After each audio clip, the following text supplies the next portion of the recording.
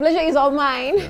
All right, there you go. So, like I said, they're vibrant young personalities, and as you can see, you'll get to know more about them as we go along in this conversation. And because they are actors, we're looking at the film industry, and we're asking you what inspires you the most about the Kenyan film industry. What inspires you the most about the Kenyan film industry? Would love to know your thoughts. And of course, our handles on X and Facebook are at K24 TV, and you can get us on our WhatsApp line, which will be put right there on your screen. So let's get into the conversation. Let's get to know more of our guests this morning. Like I said, Amani Mwasera, Jibril Ogada. Yeah. So both of you have come into the industry young. You're very vibrant, and you're on a new series, right? Yeah. It's called Prefects. Yeah.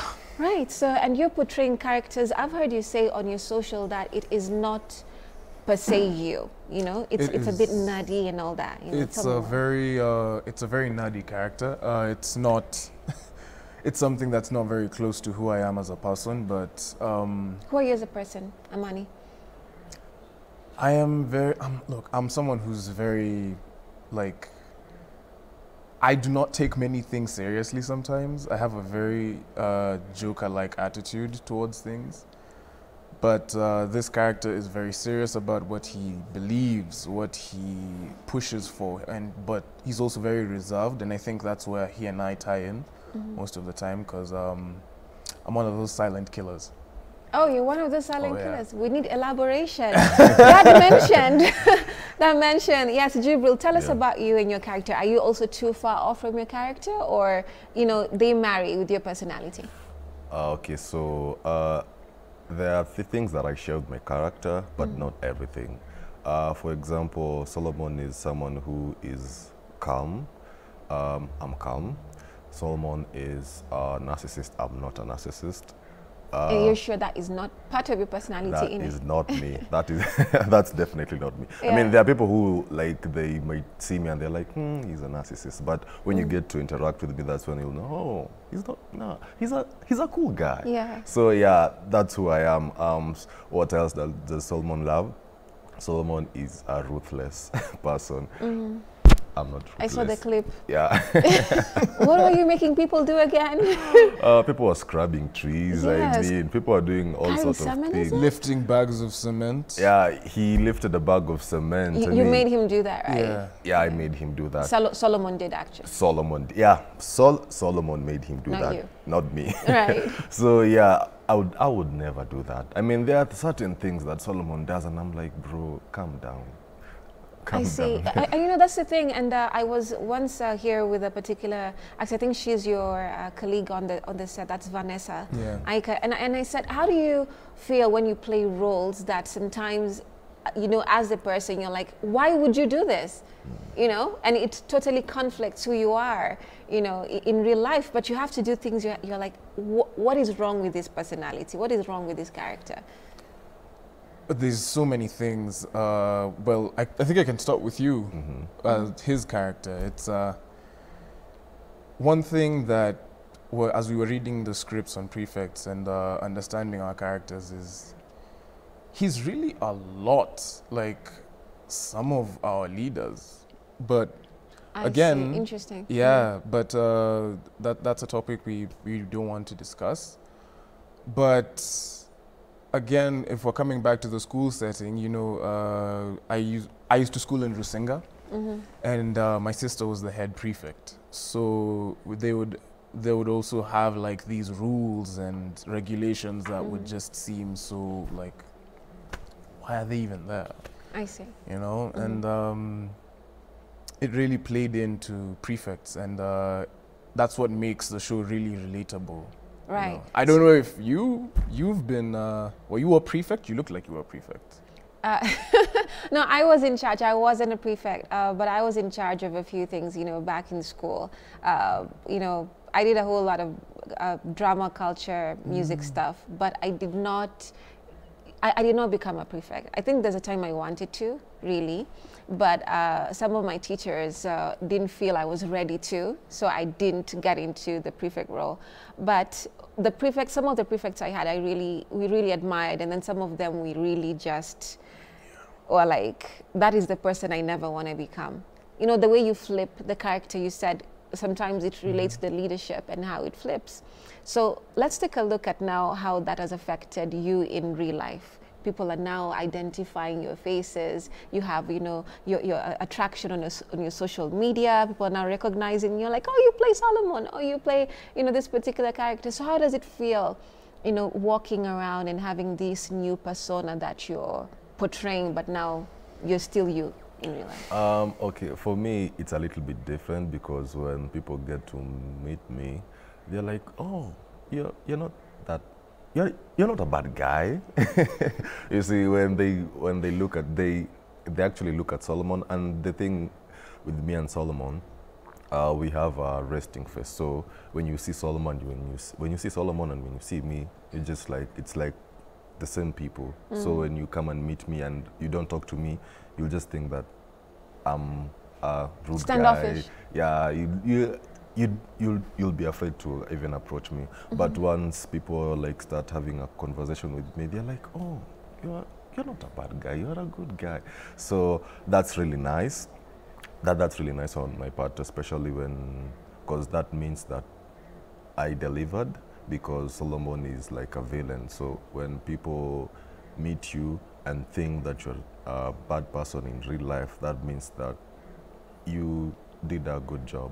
I see. So yeah, that's like really you nice. executed the character. Yeah, like that means that you executed the character. Just like Mosera, when people first saw him, they were like, "Is this Mosera?" And they look at Mosera and they look at Colin. They're like, ah, these are like two different the transformation people. also. Yeah. So that's the thing about acting. There are certain things that when you do and audience start to like, it starts to become a conversation. That's when you realize that you've actually nailed it. Because I think the mom was like, ah, the person I'm seeing on TV, he's not the same. He's not my son. Yeah, it's not the same. So so that's how I felt as Jibril. It felt really nice, but it's not like I like when people think I'm a bad person. But also, I kind of give myself a pat on the back that you can execute. Yeah, you can execute it. So that's how I felt. I see. Let's speak about transformation, but what he's basically mentioned. You are very nerdy, you know, with the whole specs and all those things, you know, as you portray your character, Colin. And then here you are, you know, sitting across from me, like suave, you know, chill. This is your personality. And I see that you get a lot of comments on that on your social media, right? Yeah. So does it take a lot from you to turn into this particular character to play Colin? Or do you take back from an experience in your life? I think it's both. I take back from a time when, back in high school, I was bullied a bit, but not from. Please, it wasn't from Sunshine. A lot of guys think it because I transferred to Sunshine, right? But it was mostly in Rusinga school. I was bullied a bit, so I drew inspiration from that. But also, what happened during the bullying? Why were you bullied? I think I was Colin at that time because I was okay. I used to be fat. I used to be fat. You're just growing up. I used to be chubby, man, but like a little chubby on the excess side. I used to be chubby. I was that quiet, artistic kid. I don't know. It was just a lot. Yeah. But I grew up, just like you said, and yeah, but also transformation, that's something I always try to look for in a character, because I feel like in transformation is like the first step into giving a good performance. Because if you're able to strip yourself, like rid yourself of who you are entirely as a person when you're acting, I think that is a pivotal step towards giving a great performance. Because the moment we keep seeing only you, I mean, what's the point? Yeah. You know, some actors would have issues with, there's a way, right now you're in your comfortable looks, both of you. This is what you do any other day. And sometimes you have to shave your head. You know, you have to make sure your eyebrows grow. You have to make sure that, you know, you like, who had locks between you two? You? No, he had locks. You're the one with the locks. So you see, the kind of things that you had to do to get into character is quite a lot. So how, where do you tell a director, listen, this is what I'm doing and this is what I want to do, or where unajita mkutano unasema, okay, maybe I will compromise? I don't think it's about the director, really. Or the casting, like when you're being, okay. Yeah. However, like I know what you mean Yeah. in terms of like I'm at my limit with this. Yeah. Like I can't go beyond this. yes. Again, you are at the mercy of being true to the character. Because if the character says you need to be bald, brother, you're gonna need to be bald. Or if they're gonna give you a bald cap, some people do that, but I think that's more expensive. Yeah. I think, yeah. But yeah, I think staying true to the character, that should be your #1 goal. Okay. So how is it for you? Same thing, you know? What kind of For me, extremes? actually, it depends on the character description, because even it's not like sometimes it's not something that you'll get on set, then you'll be told. Sometimes it's usually, even when you're auditioning, you'll say character A is this and this, character B is this and this. So even for Solomon, even before I got the role, in my head I knew Solomon has this certain hairstyle, he looked like this. So when I was told to shave, it's not something like I was shocked. You want me to shave? I can't shave, because I used to have an afro. Yeah. And I was like, you know what? Me shaving, that's the character. That's not me. Because Solomon's haircut was each and every time I used to get home and I wear a cap. Because that's not me. But the moment I get on set, I become very comfortable. So these are things that you, as an actor, you're supposed to be prepared. But of course, there are certain limits. But there are things that you should just know even when you're auditioning, because people choose roles and people who might say, I can't do this role because of this and this. So that's how you choose your role. Is it something that you can do? Can you shave? Can you grow a beard? You know, there are certain things that you should look when you are choosing a character. So those are things that you should consider as an actor. So it wasn't that. I was a little bit attached to my hair, but I had to let it go because, you know, I'm an actor. There are certain things that I'll sacrifice for my craft because I love it, and I did it. And when the show came out, I was like, there is no any other hairstyle that could fit Solomon. This is literally just, this is literally him. It made sense. Yeah, it totally made sense. A big shout out to Fahim and Johnny. Fahim, Fahim and Johnny. They're the ones who came up with the designs of how Solomon should look like, and they did a really nice job, and I really thank them. Right. Okay, sure. Go ahead. The only person that regrets my hairstyle decision is my mother. I see why. My mom doesn't, like, she saw the first cut of the trailer, and I told her to look for me, and she couldn't find me. My own mother she didn't my family didn't recognize me. Even previous actors I've worked with, like Wakio Mzenge, we met up on set and I said hi to her and she was like, who are you? Oh, it's you. Yeah, so it took, I think it also took a lot for other people to adjust to your hairstyle as well. Yeah. Transformation was paramount in this. But it made sense when you both first watched it now the first time, and you're like, wow, you're seeing yourselves in it, but now you understand the characters that you're both portraying. So it was a wow factor. Yeah. All right, let's get into now your personal journeys and lives into it. Like the fact that you said you're bullied in school. You know, artists always have this quiet thing, and you both have the quiet demeanor, but then you're very very particular and articulate in your creative descriptions of your journey, your portrayals so far. Now, when some people meet characters or personalities, they fall in love or they hate who you portrayed. And sometimes, whether it's romantic or just normal platonic friendships, you get judged a lot by that, and you somehow can't get off the handle of this particular character that you portrayed. So how do you manage that, you know? Because I'm sure now you've done it for a few years, I can say. I know you're still both very young, but you know, you've portrayed 3 years. And yourself? This is my 4th year. 4th year, okay. So that's something. And you've portrayed, you know, a few things here and there, whether big or small. So what happens? How do you get past, hey, I'm Amani, hey, I'm Jibril, listen, I'm not these people? I think for me, I'm still figuring it out. Okay. Yeah, Fair. I'm still figuring it out because I'm like, I mean, there are certain things that will just catch you off guard, especially because at the premiere, when people at the premiere and when the show aired, people would text me and they'll be like, "Yo, Jibril, this is you."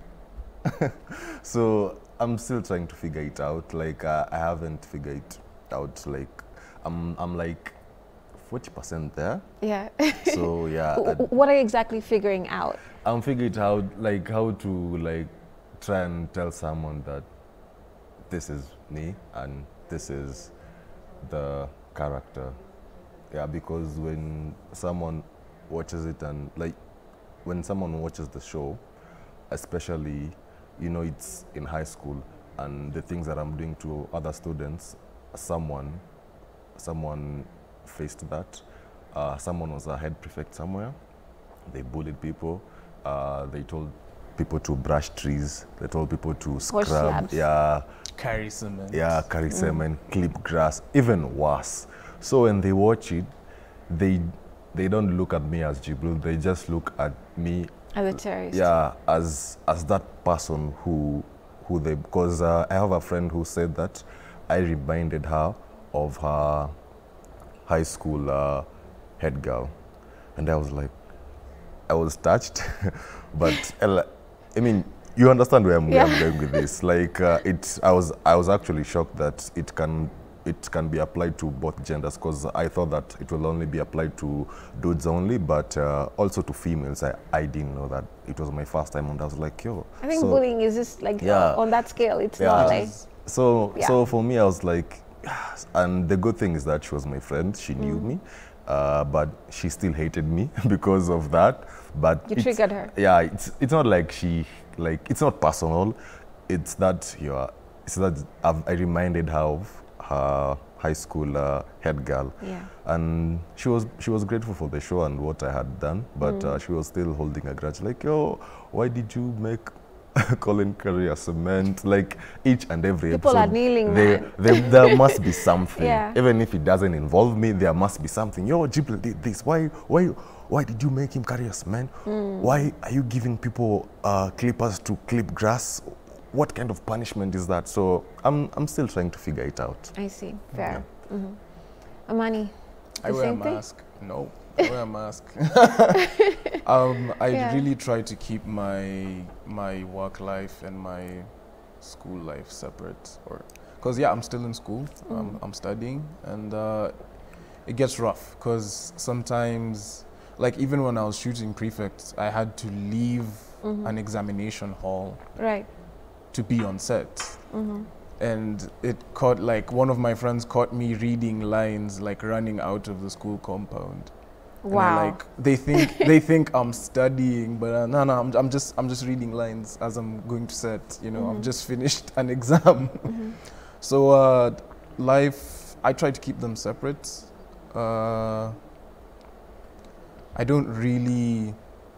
I'm not really about like the famous life or like letting people know I'm an actor. I just like I like letting it like live out on its own. I don't want to have to tell someone I'm an actor. I want to do so much that I don't have to announce my presence to anyone. I see. When you say you want it to live out, when now people do recognize you, how do you react to that? Does it make you want to sink in, like the earth to open up and you swallows you, or you just? No. I actually cherish moments like those, because again, they know me from my work, and half the time it's nice people walking up to you and going, "That was really good, man. You really made me. You gave me life." Like the most recent comment I got was, I think I related to her life because she went through a similar experience. And yeah, I love, that's what makes me love what I do. I love it because if I'm able to resonate with someone on a personal level through a screen, it's transcendent. It's catharsis for me, really.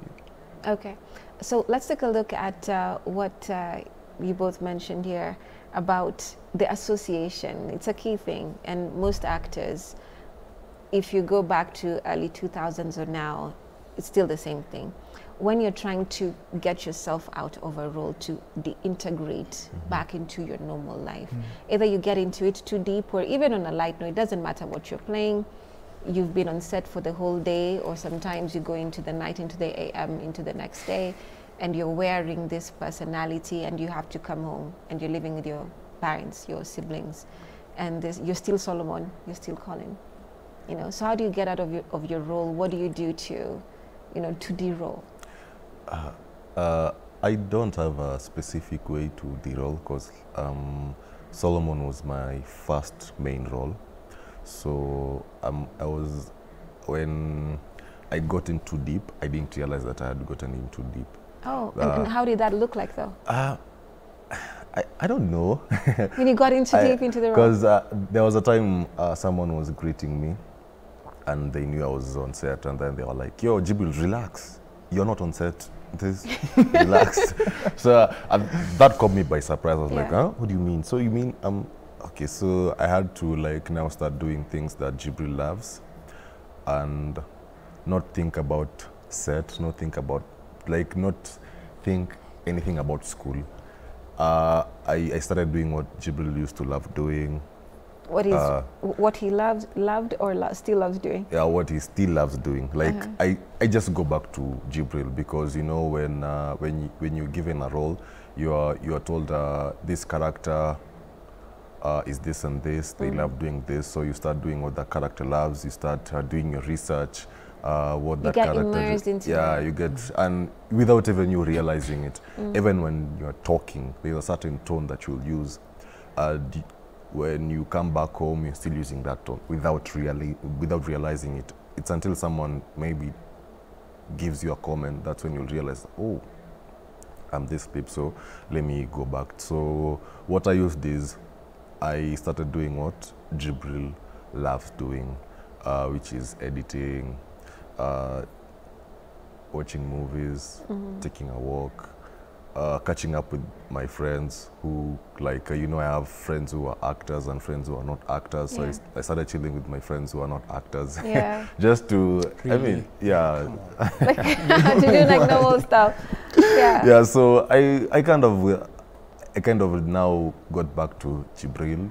Yeah, right now I'm Jibril, I'm okay. It kind of took me like... I need to meet you on set. Yeah. So that I can tell the difference between you and Solomon. Like, I need to have an actual experience. Yeah. You know, with that. So I'm like, oh yeah, like, so are we doing Jibril right now, or is it, you know? Yeah, Amani, how is it for you? How do you de-roll? I play video games. I'm a huge video game fanatic.